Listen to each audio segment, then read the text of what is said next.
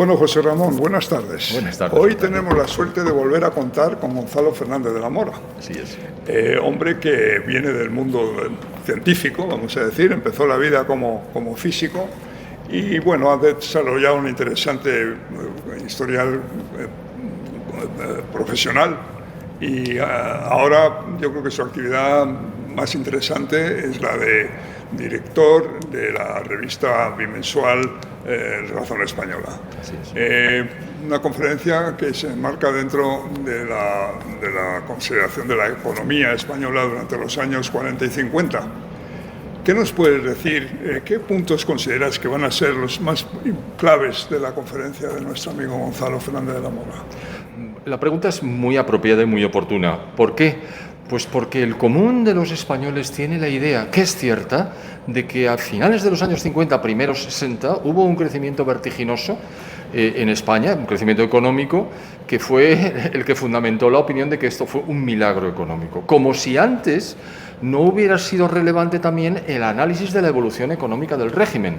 Y estoy seguro de que Gonzalo, que además de físico y de experto en telecomunicaciones, es experto empresario, nos va a hacer una presentación adecuada de cómo, a pesar de las enormes dificultades que experimentaba el país en los años 40, se estableció el fundamento de un crecimiento que ya en los 40 fue sustancial, pero que en los 50 fue fuerte, y eso es algo que la gente no conoce. De ahí la importancia de seguir la presentación de Gonzalo, porque creo que nos va a iluminar enormemente sobre un periodo mal conocido de la historia económica de España. Bueno, qué interesante, qué bien, muchas gracias. Bueno, no hay de qué, encantado. Muy bien, pues muchísimas gracias por su asistencia, muy buenas tardes, y me cabe el honor de presentar a Gonzalo Fernández de la Mora y Varela. No es la primera vez que lo hago, sino la segunda dentro de este ciclo, lo cual es un placer, ¿no?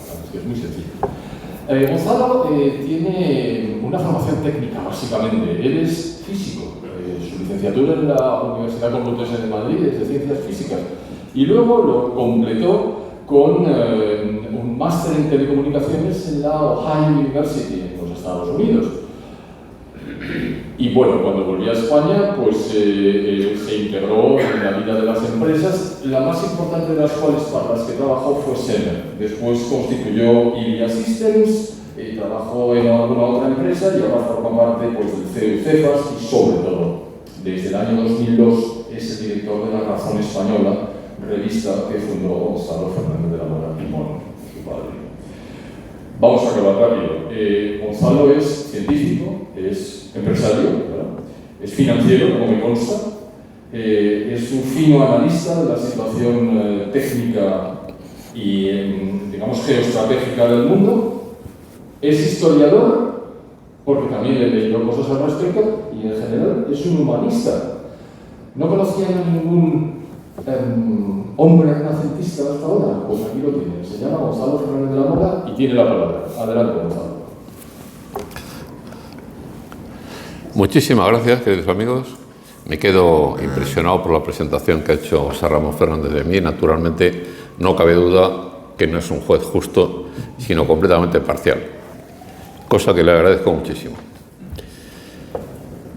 Agradezco muchísimo a los presentes su asistencia al día de hoy, y mucho más tratándose de una conferencia sobre un tema tan árido como la economía, y no digamos la economía de los años 40, que es ya casi como hablar del lejanísimo Pleistoceno o del Imperio Romano, porque la distancia entre la España de los años 40 y la España de hoy es tan enorme que cuando algunas veces intento explicar a mis hijos algunos de los aspectos de la España de los años 40 y 50, me doy cuenta que es que no lo acaban de comprender. Se hacen una idea más o menos vaga, pero realmente es algo muy difícil de trasladar para aquellos que no lo han vivido. ¿Cómo es posible que una persona como yo, que no sabe una palabra de economía, decidiera en el año 2001, fíjate, hace ya casi un cuarto de siglo, escribir un artículo sobre la economía española de los años 40? Además, se trata de un artículo muy técnico en el cual planteo un nuevo índice del crecimiento del PIB de España en los años 40. Pues el origen de esto fue una conversación con mi padre hace muchísimos años, también en el año 2001, en el cual discutíamos sobre cómo es posible compaginar los enormes progresos que realizó España en los años 40 con los resultados oficiales de avance del PIB que son, como veremos en breve, desoladores. Y los dos concluimos, estamos hablando de una charla completamente informal, que los datos oficiales de contabilidad española de los años 40 necesariamente estaban mal, no podía ser que representaran la realidad. Eran una suma de errores o de falsificaciones y posiblemente una mezcla de las dos cosas. Entonces mi padre me picó y dijo, pues mira, este es un problema que hay que intentar resolver. Haz un artículo sobre este tema. Claro, para alguien que no sabe una sola palabra de economía, no te quiero decir nada sobre la economía de los años 40, que ya era un reto que en su momento me pareció formidable. Me leí, eso era facilísimo, porque no había más que una docena de artículos sobre la economía de los años 40 en España, medianamente presentables. Vi que todos ellos eran extraordinariamente pesimistas, pero sobre todo me di cuenta que solamente había uno de ellos que había publicado los datos en los que se basaba para hacer el cálculo del PIB. Solamente uno, todos los demás era, como decía mi padre, bajo palabra de honor. Es decir, yo llego a tal resultado, pero si usted quiere saber cómo llego a tal resultado, me tiene que creer porque no daba los datos. Y ese alguien que había dado los datos era Leandro Prados de la Escosura. No sé si le suena a usted. Leandro Prados es el investigador español sobre la historia económica de España más importante, con muchísima diferencia.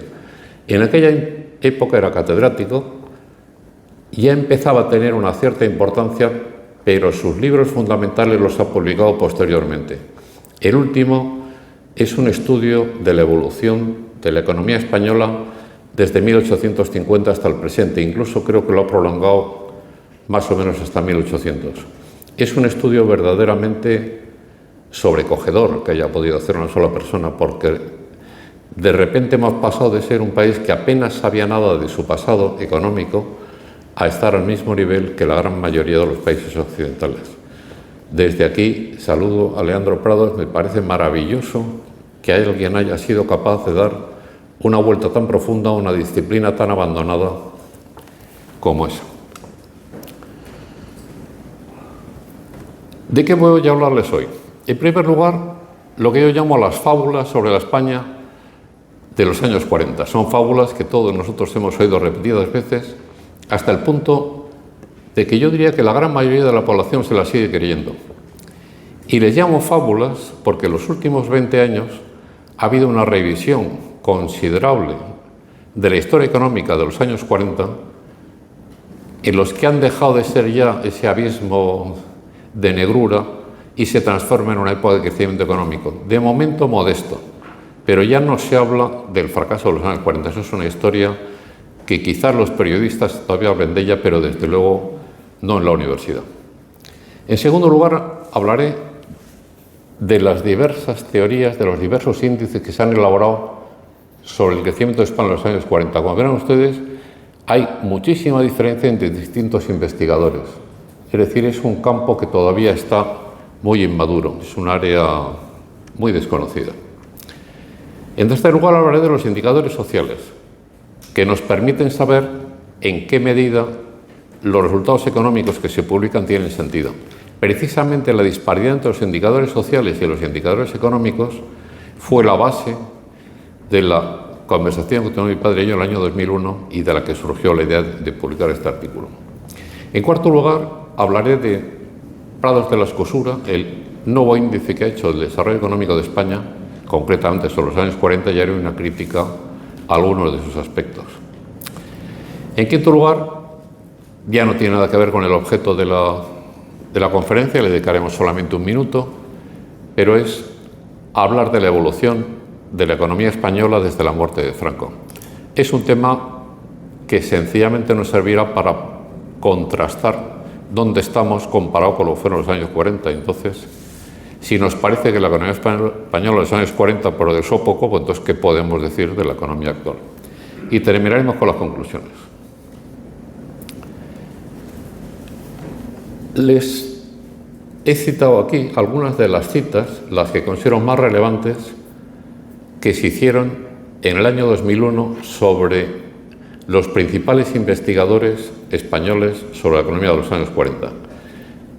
El más importante es París Aguilar, que es el que había destinado mayor tiempo a este periodo. Una recuperación lenta y difícil. La segunda es la más terrible de todas. Carreras, que su nombre, por cierto, no es de izquierdas, sino de derechas, es un liberal, hace el diagnóstico más terrorífico que he oído nunca sobre la economía española de los años 40. Es una especie, como yo diría, de asesinato. Define que el principal elemento de la tasa industrial de España, es una frase larga, no está en el siglo XIX, no está en el fracaso de Cuba, etc. No. El principal problema de la tasa industrial de España está en los años 40. Fíjese usted qué definición. El propio Prado de la Escosura, lenta recuperación, en fin, etc. Todos los economistas en el año 2001 que se habían ocupado de la economía de los años 40 en España, sin ninguna excepción, definían nuestra economía como un fracaso importante. Unos como un fracaso descomunal y otros sencillamente como un fracaso importante. Y sin embargo hay una serie de datos, lo que llamo datos sociales, en realidad es una mezcla entre datos sociales y datos económicos, que reflejan una realidad completamente distinta. Por ejemplo, la producción de electricidad en el año 50 respecto al año 1935. Un aumento del 153%, es decir, se multiplica por 2,5. En ese lapso de tiempo, la producción total de electricidad en España fue mucho mayor que toda la que había existido desde el nacimiento de la electricidad, el siglo pasado, el siglo antepasado, hasta el año 35. El segundo indicador es un indicador muy importante, hablamos del martespacio, que es la mortalidad infantil, que fue la mejor época de la historia de España, sencillamente mucho mejor que en la actualidad. La esperanza de vida es también el indicador importantísimo. Si se dan ustedes cuenta, al final, una persona que tuviera 50 años en el año 40 tenía una expectativa de vida de 0 años, es decir, lo normal es que se muriera al año siguiente. Sin embargo, ese señor, estamos hablando en promedio, claro, alguno posiblemente se moriría ese mismo día. Pasan 10 años, estamos en el año 50, ese señor tiene 60 años. Y tiene todavía, en ese momento, una esperanza de vida de 2 años. Es decir, no solamente ha vivido 10 años más, sino que además su esperanza de vida ha aumentado. Es el aumento de esperanza de vida más importante de la historia de España. Y es una cosa muy difícil de hacer si no hay una mejora brutal, no solamente en el nivel de alimentación, sino en el nivel de atención social general. Bueno, mejora de estudiantes universitarios, bachillerato, consumo de fertilizantes y consumo de cemento. Hay multitud de otros datos que señalan unas mejoras brutales durante la década de los años 40. Aquí cito sencillamente algunos de los más importantes. ¿Qué se decía en el año 2001 sobre el crecimiento de la economía española en los años 40? Aquí sitúo las principales estimaciones. En el caso de Prados de la Escosura, que las he marcado en azul porque las considero las más importantes, se nota un efecto verdaderamente formidable, que es que en el año 2001 Prados de la Escosura asumía que el crecimiento de la economía española en los años 40 era del 1,1% anual. Una cifra bajísima, sobre todo teniendo en cuenta que veníamos de una época como la guerra, que una época evidentemente de destrucción económica. Durante 25 años he de confesar que no he vuelto a leer una palabra de economía. No sabía nada de Prado de la Escosura, no había vuelto a leer nada de él, ni de ningún otro investigador. Cuando este ciclo me propuso dar la conferencia sobre los años 40, me volví a leer la literatura actual. ¿Y cuál fue mi sorpresa cuando descubrí que Prados, en su último número, en su última publicación, multiplica por 2 su estimación del crecimiento de la economía española en los años 40, es decir, pasa de un 1,1 anual a un 2,2 anual. Esta cifra, y supongo que es una pura casualidad, equivale a la que yo propuse en mi artículo del año 2001, que era el 2,3%. Por cierto, interrumpo la conferencia brevemente para hacer una pequeña laudatio mía, ustedes me lo perdonarán, Pero cuando publiqué ese artículo en Razón Española en el año 2001, yo no conocía a Leandro Prado, lógicamente. Le envié mi artículo y cuál fue mi sorpresa, porque unos días después me llamó personalmente. Me quedé patidifuso, un catedrático me llamara a un aficionado completamente desconocido porque ha escrito un artículo sobre el tema. Y no solo me llamó, sino que me ofreció un puesto como profesor asociado en su universidad. Y dije, pero hombre, ¿cómo es posible? Y tal. Y dice, sí, sí. El artículo que ha escrito demuestra un conocimiento de la economía española de los años 40 verdaderamente prodigioso. Te quiero en mi equipo y la mejor forma de que lo puedas hacer es desde la universidad. Claro, en el año 2001 tenía 50 años, trabajaba a tiempo completo, tenía que dar de comer a mi familia y no sé si os hacéis idea de lo que son los sueldos de un profesor en la universidad. En fin, prácticamente no te da ni para pagar el coche para llegar. Entonces renuncié.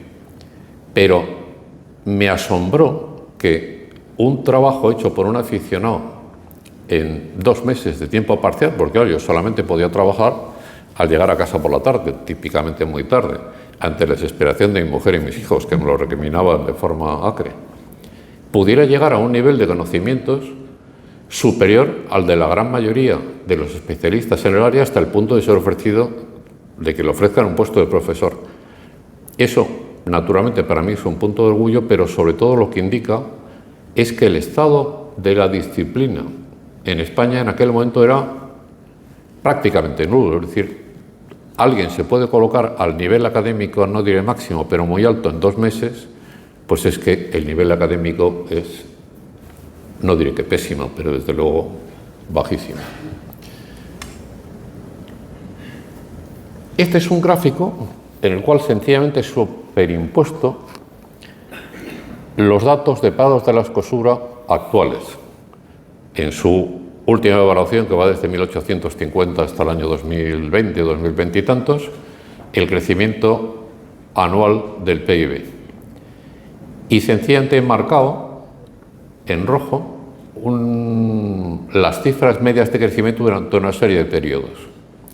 La primera es del año 1900 hasta Primo de Rivera, la segunda es Primo de Rivera, la tercera es la República.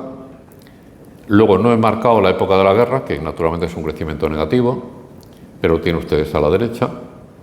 Luego la España de los años 40, la España de los años 50, desde el año 60 al año 75, y luego la España actual. A simple vista se ve que el crecimiento de España en democracia, es decir, el periodo que va desde 1900 hasta Primo de Rivera, la República y la España actual es prácticamente lo mismo, es un 2%. Es decir, aquellos que son críticos con el crecimiento de la economía española actual, bueno, España no desarrolla todo su potencial, podríamos hacerlo mucho mejor, pues en mi opinión se equivocan. Es decir, la democracia limita de tal manera las capacidades de una economía que no es que los dirigentes sean especialmente malos ahora o sean mucho peores que los que podíamos tener al principio del siglo, no, es que es lo que hay. No podemos pretender más y ya nos podemos dar con un canto en los dientes de la cosa no vaya a peor. 2%. ¿Qué pasa cuando hay un gobierno autoritario? El primer ejemplo es el de Primo de Rivera. Sencillamente, tú cambias el jefe de gobierno, no hay ningún cambio más, y automáticamente el ritmo de crecimiento pasa del 1,8% anual al 4 y pico por ciento anual, es decir, se duplica instantáneamente. Es decir, es toma de posesión, la corrupción y la ineficacia, porque claro, uno de los grandes problemas de los gobiernos democráticos es que el que manda no es solo que sea corrupto, es que típicamente es incapaz. Es decir, ha llegado allí, tenemos ahí por ejemplo el caso de Koldo. ¿Cómo es posible que un hombre como Koldo sea el que decida las adjudicaciones de carreteras? Pero es que te pones a pensarlo y es que dices, Dios mío, pero es que yo tengo que emigrar. Pues sencillamente, no es que debamos emigrar, es que la democracia era así. Sencillamente, con un cambio en la cúpula del Estado de tal modo que haces una asignación racional de los recursos del Estado, de modo que personas capaces sean los que decidan en qué se gasta ese dinero, solamente con eso la velocidad de crecimiento de la economía se multiplica aproximadamente por 2. Los datos que presento de los años 40, es decir, un crecimiento del 2,3% anual, que son los datos de Prados, los redondeados 2,3, está entre 2,2 y 2,3, en mi opinión es erróneo. Hablaremos de ello despacio. Sencillamente, en esta tabla presento la visión que da el propio Prados de la situación. Por favor, cuando quedan 5 minutos, me avisas. Bueno, ¿cuáles fueron los cambios que se hicieron al empezar la década de los 40? El primer cambio, que en mi opinión fue el más importante, por eso lo pongo el primero, fue reducir de una manera drástica los ingresos de la clase alta española. En este gráfico se representa la participación en la renta nacional aquí pone el 0,019, en realidad es el 0,001%, es decir, el 1 por 10.000. Es decir, la clase súper alta. En el año 35 era el 1,4% de la renta nacional. En el año 50, al acabar la década de los 40, el porcentaje ha bajado al 0,6, es decir, a menos de la mitad. ¿Cómo es posible que los vencedores de la guerra, que la izquierda siempre ha definido como la suma de los banqueros y de los aristócratas, la primera decisión importante que toma en materia económica es reducir brutalmente las rentas de la clase alta? Claro, es que es indefendible desde un punto de vista, digamos, de los vencedores. Sencillamente los vencedores lo que querían era hacer política social. ¿Y cuál es el primer paso para hacer política social? Pues mire usted, transferir renta de los que más la tienen a los que menos tienen. Y esa transferencia de renta se hizo por múltiples caminos, pero los dos más importantes fueron la limitación de precios agrarios y la limitación de los precios de los alquileres, porque en aquella época era una época en la que los ingresos de la empresa eran muy pequeños. La mayor parte de los ingresos de la clase alta provenían de las rentas de las fincas y de las rentas de la propiedad inmobiliaria. Sencillamente, si tú lo congelas, pues ópticamente los hundes.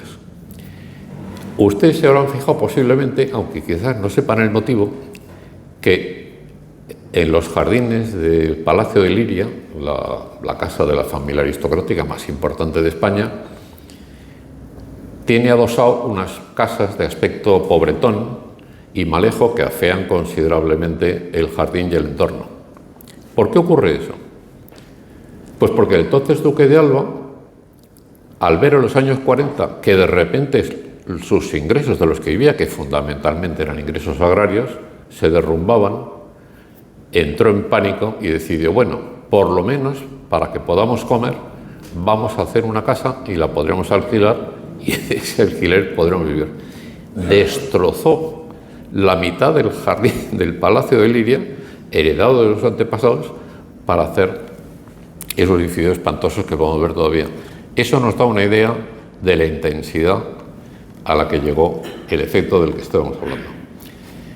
Una parte del gráfico que les muestro aquí enseña lo que ha pasado, claro, cuando llegó la democracia. Efectivamente no hace falta saber nada. Evidentemente los ricos son más ricos cada día, como en todas partes. En eso España no es una excepción. Una política importantísima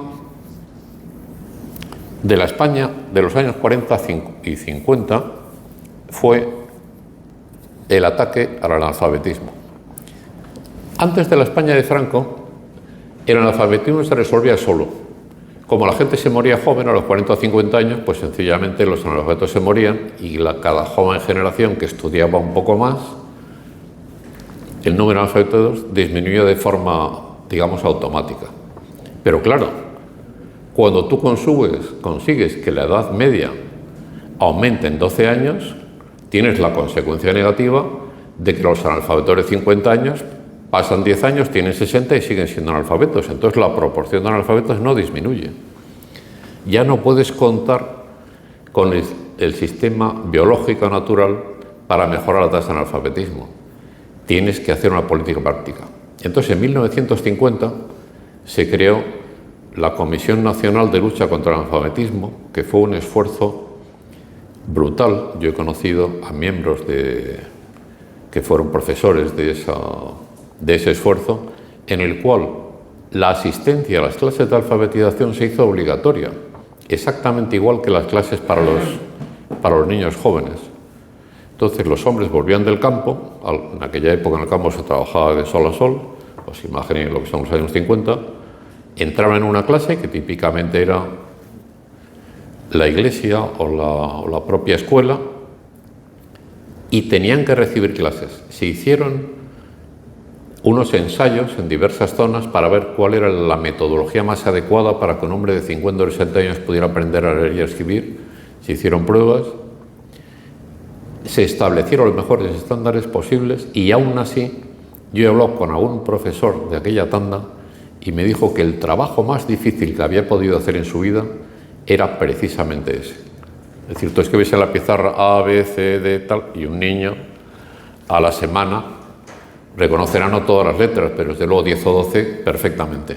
Pero claro, un hombre de 60 años, no. Lo tienes que hacer no ya docenas de veces, sino centenares.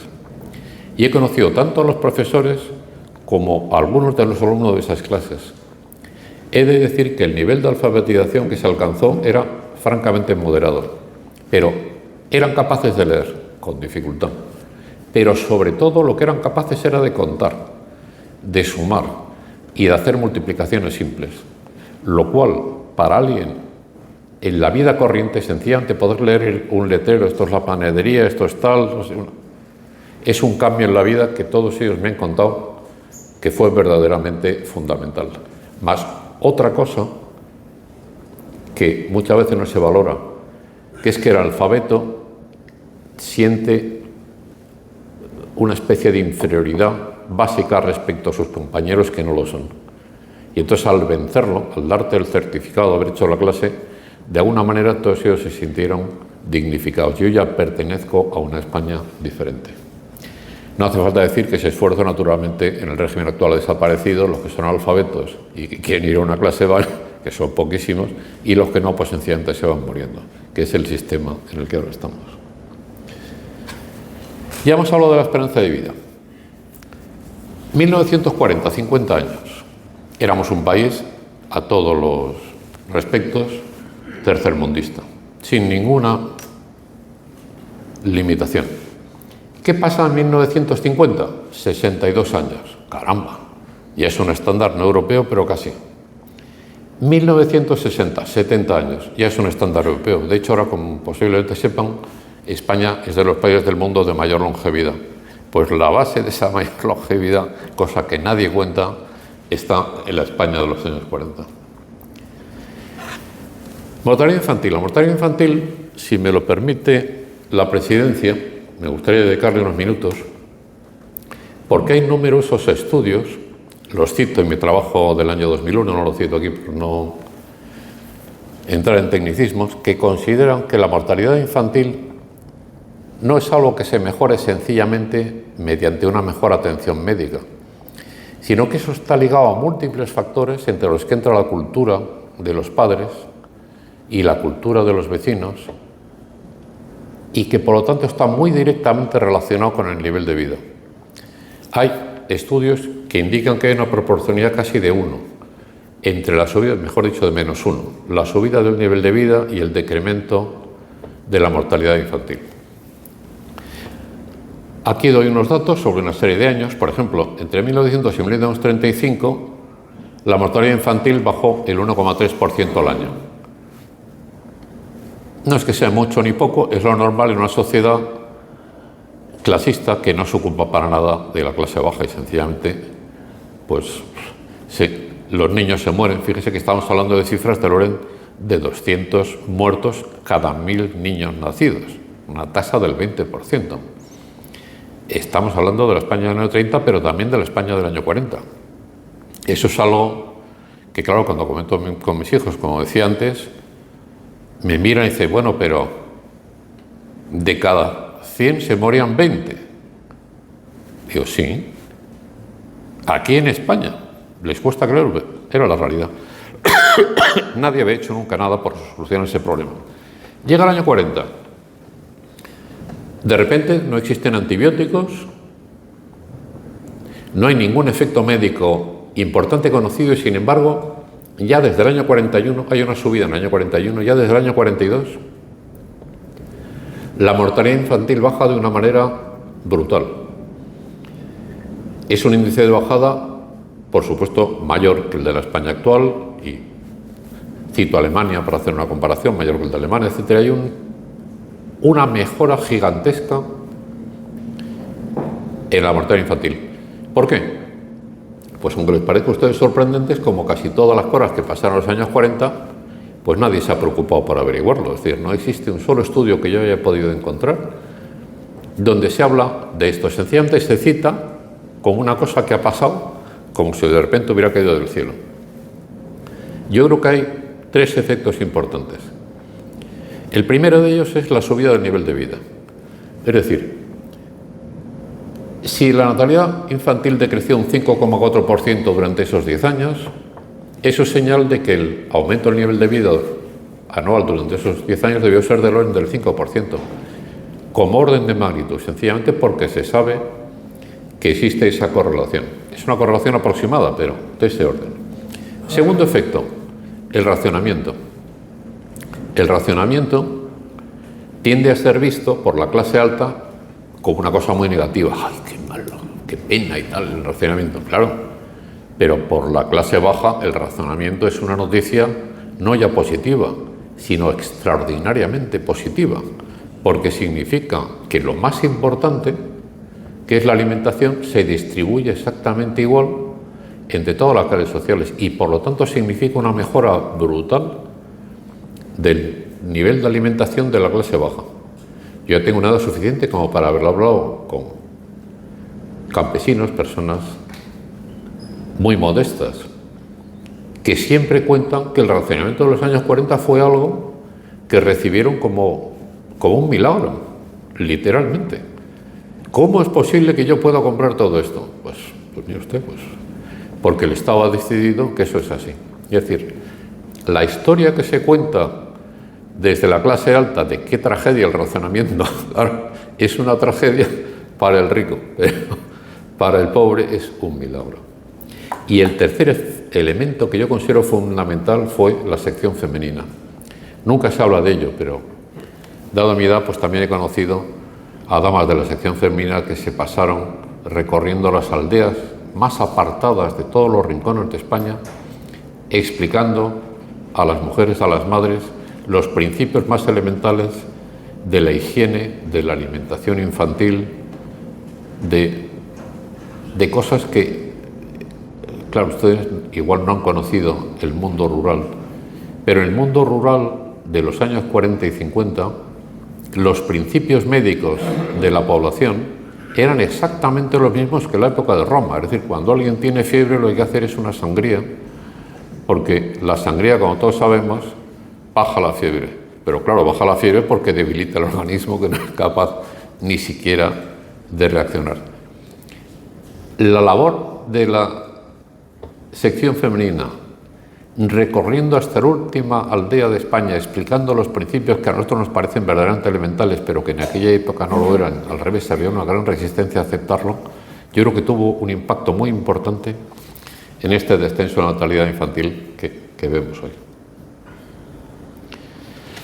No tiene nada que ver con la economía, pero es un dato sociológico muy importante. Aquí vemos el nivel de presos en España desde 1900. Los datos de los años 40 y 41 no es que los haya ocultado, sencillamente se citan a la derecha. 270.000 es un pico que está fuera de la figura. Pero a raíz de los decretos del año 42 y 43, la inmensa mayoría de la población reclusa desapareció y se situó por debajo de 40.000. Para que nos hagamos una idea, ahora mismo en España mucho más de 40.000 presos. Es decir, cuando alguien en los años 40 habla de la horrible represión y de los... Y usted, pues, ahora hay más presos de los que había durante el paro de los años 40. Es decir, esa represión de lo que usted habla, en la inmensa parte de los casos muy justificada, duró 3 años. Pero a partir de entonces nadie puede hablar de que España fuera un régimen carcelario, sino todo lo contrario. Y si usted lo dice, pues entonces, ¿qué tiene que decir del régimen actual? Mucho más carcelario que él. Naturalmente, como se puede ver, el número de presos en la España franca bajó hasta el orden de los 10.000 en los últimos años, y el actual régimen lo ha multiplicado pues, por 5, por 6. Y eso, que hay una cantidad enorme de libertades condicionales. Entramos en la parte más árida. ¿Cuánto tiempo me queda, querido amigo? 6 minutos. 6 minutos. El índice de Prados de la Escosura, que es el que estoy siguiendo, yo creo que es el más fiable de la economía española con diferencia, apunta a un crecimiento del 2,2-2,3% a lo largo de la década de los años 40. Sin embargo, ese índice está basado en datos que, en mi opinión, son, iba a decir, disparatados. En fin, no me quiero decir una barbaridad tan grande tratándose de un profesor de ese prestigio, pero que son evidentemente falsos, no hay nada más que mirarlos. Por ejemplo, el gráfico que tenemos aquí a la izquierda indica el índice de producción agraria de prados. Primero, hasta el año 35, se ve que es una cosa creciente, pega un bajón brutal a raíz de la guerra y vuelve a subir más rápidamente. Pero si se fijan ustedes, no alcanza el nivel de preguerra hasta aproximadamente el año 65. Es decir, en el año 65, según este índice de prados, la alimentación española era más o menos igual que la alimentación española en los años 30. Claro, decir eso es una cosa tan verdaderamente asombrosa. Yo he vivido el año 65, pero todos los datos disponibles sobre consumo de frutas y verduras, alimentación animal, por ejemplo, uso de abonos, tecnificación del campo de forma de tractores, en fin, la diferencia entre la agricultura española del año 65 y el consumo del año 65-70 con la estructura en los años 30 es tan gigantesca que es sencillamente incomparable. Es imposible defender este índice. ¿Por qué este es el índice de prados? En el gráfico de la derecha presento una parte del índice de prados, el más importante, porque claro, en la economía de los años 30 la producción más importante era la de trigo. Lo que represento es la producción de trigo. La parte en azul y verde es lo que corresponde a la etapa anterior a Franco, antes de la guerra. Lo que está en violeta es la estadística de consumo de trigo oficial del INE, y la recta que está a la derecha en verde representa una encuesta del consumo de harina. Lo que pasa es que esa encuesta solo empieza en el año 52. El consumo de trigo es un indicador muy interesante de desarrollo económico porque es un bien que tiene una doble tendencia. Es decir, en los países pobres, cuando aumenta la renta, aumenta el consumo de trigo, la gente come más pan. Pero a partir de un momento, cuando la renta sigue aumentando, ocurre lo contrario. El consumo de pan disminuye y la gente pues come chuletas, o en fin, fruta o lo que sea, y el consumo de pan no para de descender. Aquí se ve en la parte azul, es decir, la situación de España antes de la guerra, que había un descenso anual ligero, pero continuo, del consumo de pan. Es decir, estábamos ya en una economía que desde el punto de vista del consumo de pan ya se podía considerar una economía no pobre. Ya era una economía en que cada año el consumo de pan era menor. A partir de la guerra hay una disminución de la producción de pan y vemos que hay un aumento de su consumo hasta aproximadamente el año 52. En el año 52, cuando aparece la primera encuesta de consumo, se ve que el consumo de pan ya está bajando de una manera brutal. Si ven ustedes la pendiente de la línea verde, la pendiente en la encuesta de consumo de pan tiene una inclinación muchísimo más acusada que la pendiente del consumo de pan previa a la guerra. Eso quiere decir que ya en el año 52 habíamos alcanzado un nivel de bienestar alimenticio superior al que teníamos al final de la guerra, y no solo superior, sino que la mejora, el ritmo de mejora de la alimentación era muchísimo más rápido que el anterior a la guerra. Año 52, ya se ve que a partir de ese momento el consumo de pan baja y baja mucho más rápido. Este dato es sencillamente incompatible con el gráfico de Prados del cual sale el PIB. Es decir, asumir que la producción agrícola en España no alcanza el nivel del año 35 hasta el año 65 es un disparate monumental, sencillamente, es que no se puede decir de otra manera. Presento aquí el gráfico del trigo, pero hay múltiples otros.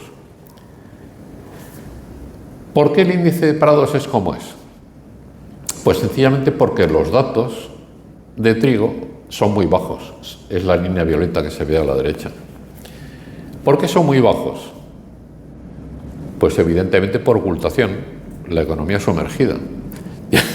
El gobierno te marca un precio máximo para la venta de trigo, pues cualquier tío espabilado, y de eso, en fin, el mercado negro en los años 40 y 50 era enorme, pues naturalmente eso no aparece en las estadísticas oficiales, porque las estadísticas oficiales es sencillamente el trigo que pasa por el Servicio Nacional del Trigo.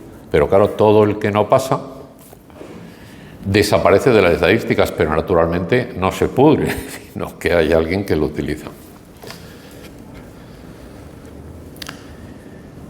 Caso de industria y construcción, no hablaré de ello, solamente citar, en mi opinión, los errores de bulto en el índice que calcula Prados son considerables. Por ejemplo, en el caso de la construcción, bueno, en el caso de la industria, Prados calcula que la productividad de la mano de obra industrial a lo largo de los años 40 bajó un 9% en la década de la productividad, es decir, la producción por trabajador, que a su vez bajó un 20% durante la guerra, es decir, que la producción de cada trabajador de la industria en los años 40 era un 29% más baja que la que era en el año 35. Es algo verdaderamente inconcebible, es que nadie se lo puede creer, sencillamente es imposible, es evidentemente disparatado. Cemento, bueno, la producción de la construcción. Por ejemplo, Prados estima que la actividad de la construcción en el año 50 era un 30% inferior a la del año 30. 20 años después, un 30% inferior. Sin embargo, no me sé el dato de memoria, el consumo de cemento fue un 73% superior. Pero ¿cómo puedes compaginar una cosa con otra? Es imposible. Es decir, el problema es que Prados hace su estimación del sector de la construcción basado en el registro de la construcción. Es decir, si tú haces una reforma en tu casa y no pasa por el registro, es como si no hubiera existido. Te han bombardeado tu casa, la tienes que volver a construir. Eso no pasa por el registro, en fin, etcétera. Entonces, yo creo que una gran parte de la actividad de construcción en los años 40 fue actividad de reconstrucción de los daños de la guerra y no se refleja, por lo tanto, en el aumento del registro de viviendas, pero fue una actividad importante, no hay más que verla por el consumo de cemento. Acabo. Ya entramos en la última parte, que es el mundo actual. ¿Recordaron ustedes la frase de Carreras que citó al principio de que la larga noche de la industrialización española hay que encontrar los años 40? Bien, este es el índice de producción industrial desde la muerte de Franco hasta la actualidad, directamente tomado del INE. Se ve que el incremento anual desde el año 75 hasta la actualidad es el 0,8%, es decir, prácticamente nada, es lo que ha subido la población. El índice de producción industrial per cápita no lo he calculado, pero tiene pinta de que es prácticamente cero.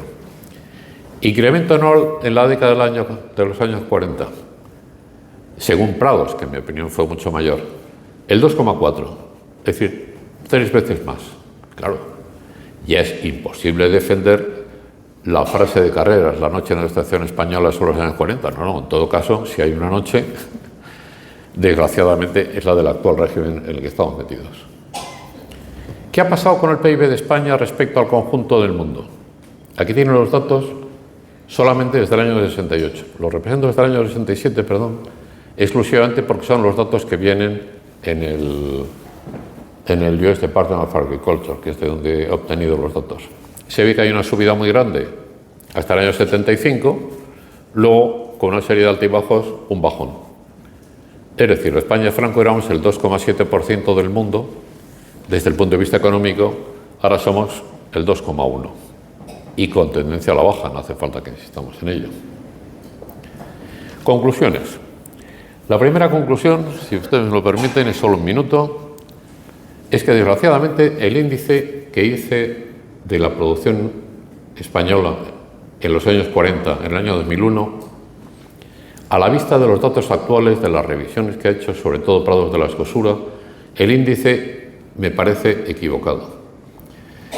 Creo que fui demasiado poco ambicioso, es decir, lo que hice fue tomar el índice de Prado y corregir algunos de los errores que me parecieron más de bulto. La realidad, en mi opinión, es que el crecimiento de la economía española en los años 40 tuvo que ser del orden del 5%.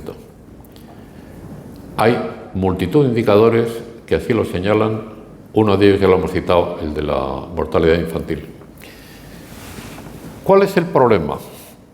Para poder llegar a este número, desgraciadamente, hay que rehacer una gran parte de las series estadísticas de base. Porque, debido a la economía sumergida y a la incapacidad, porque claro, no era precisamente una de las prioridades de la España de Franco en los años 40 hacer una estadística cuidadosa. De hecho, hay muchas peticiones de estadística que se dirigen a los gobernadores civiles de los distintos tal. Oye, ¿qué ha pasado con la producción de cuero? ¿Qué ha pasado con la producción de tal? Y la respuesta del gobernador es fantástica. Lo lamento, pero no hay datos. Desgraciadamente, en la serie, claro, es una cosa, lo digo riéndome, pero en fin, es un poco trágica. Aparece producción del sector textil en Cuenca en el año 42. 0. Digo, ¿cómo 0? No será 0. Sí, mire usted, es 0 porque el dato que aparece oficialmente es 0. Entonces, para poder hacer un índice de la realidad de la economía española en los años 40 y alcanzar una cifra de orden del 5%, que a mí me parece que es la real, la que corresponde a lo que ocurrió, la única forma de hacerlo es rehacer las series estadísticas de base, es decir, un trabajo verdaderamente brutal y para el cual no hay prácticamente datos. Lo único que puedo hacer es esperar, yo ya no puedo hacer ese trabajo, evidentemente, que algunos de los jóvenes investigadores de estos años y de los próximos se lancen a esa tarea.